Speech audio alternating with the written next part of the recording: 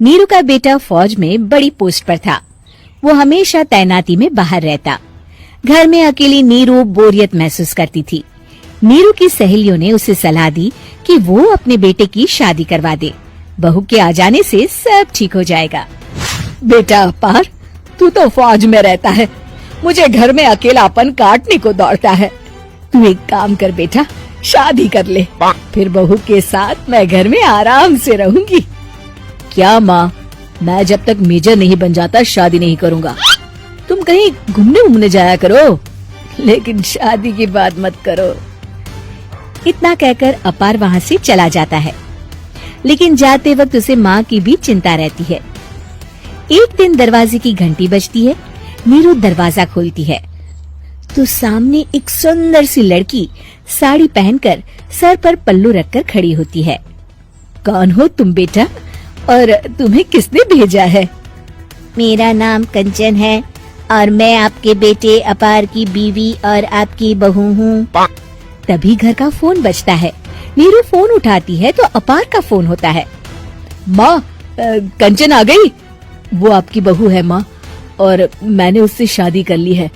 आप अकेली रहती हैं तो मैंने आपके लिए शादी कर ली माँ। अच्छा बेटा, बहू तो आ गई, बहुत सुंदर है। अब ना मैं आराम से घर में खुश रहूंगी। इतना कहकर नीरू जैसे ही कंचन की तरफ देखती है, वो उसके पैर छूती है। नीरू कंचन को आशीर्वाद देकर गले लगा लेती है। अगली सुबह नीरू सोकर उठती है तो अरे, सारा घर कितना चमक रहा है। इतनी सुबह घर का सारा काम किसने किया? तभी कंचन हाथ में स्वादिष्ट नाश्ता और चाय लेकर आती है और टिपॉय पर रखकर कंचन के पैर छूती है। बहू को देखकर नीरू काफी खुश हो जाती है। वो कंचन से कहती है, कंचन बेटा, आज मेरे घर में किटी पार्टी है। तुम मेरी सहेलियों के लिए कुछ अच्छा बना लेना। माँ, मुझे अच्छा बनाना नहीं आता, आप बता दीजिए, मैं बना दूंगी। अरे मैं भी तो नहीं जानती। ऐसा कर, शाम को इटालियन खाना, सी फूड और हाँ, चाइनीज खाना बना लेना, ठीक है? कंचन नीरू की बात सुनकर खुश हो जाती है। हाँ माँ, मैं तो ये सब बना सकती हूँ, आप चिंता ना करें। शाम को नीरू की सहेलियां आती हैं, जहाँ कंचन अकेले बनाए स्वादिष्ट खाना बनाकर खिलाती है। वो सारी सफाई कर सबको खुश कर देती है। कंचन अंदर किचन में जाती है कि तभी नीरू की सहेली बोल पड़ती है।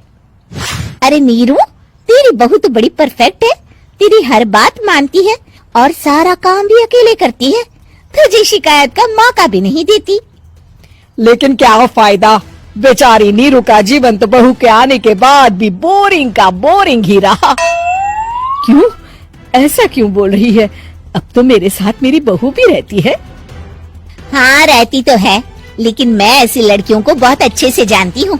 ये सारे काम इसलिए करती है कि तुझे लड़ाई करने का कोई मौका ना मिले और तू फ्रस्ट्रेट हो जाए, समझी? नीरू भोली सूरत बनाकर कहती है, नहीं, मैं नहीं समझी। अरे, घर में सास बहू की लड़ाई ना हो तो घर भी भला घर लगता है क्या? मेरे घर में ही ले। सुबह से बहू के साथ लड़ाई में इतनी चहल पहल रहती है कि मन हमारा भी लगा रहता है और पड़ोसियों का भी। नीरू मन में सोचती है, बात तो सही है। अगर ये मेरी शिकायत के बिना ही हर काम कर देगी तो मैं क्या करूंगी? रात को नीरू सोने के लिए कमरे में जाती है, जहाँ कंचन उसके पैर दबाने लगती है। नीरू को अच्छा तो लगता है, लेकिन वो किसी भी तरह से उससे लड़ाई करना चाहती है।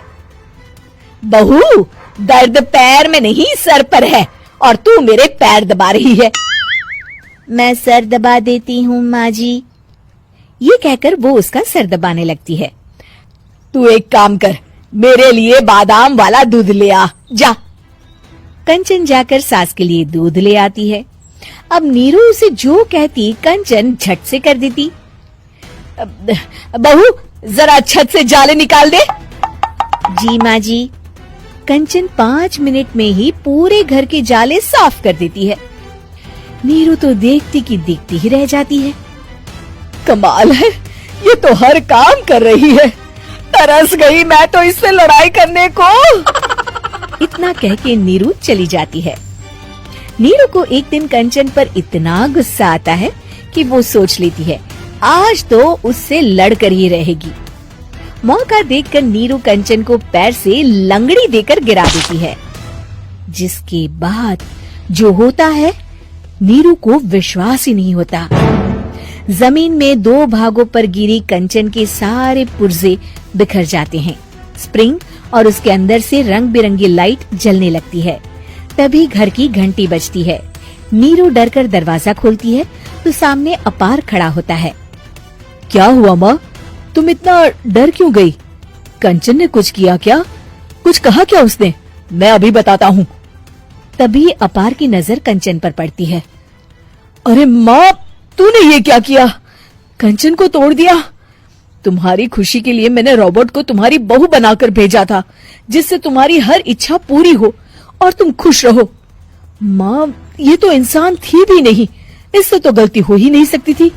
फिर आपने इसे क्यों तोड़ा? क्या गलती थी इसकी माँ? बेटा, इसकी सबसे बड़ी गलती ये थी कि ये इंसानों की तरह सास से लड़ाई नहीं करती थी।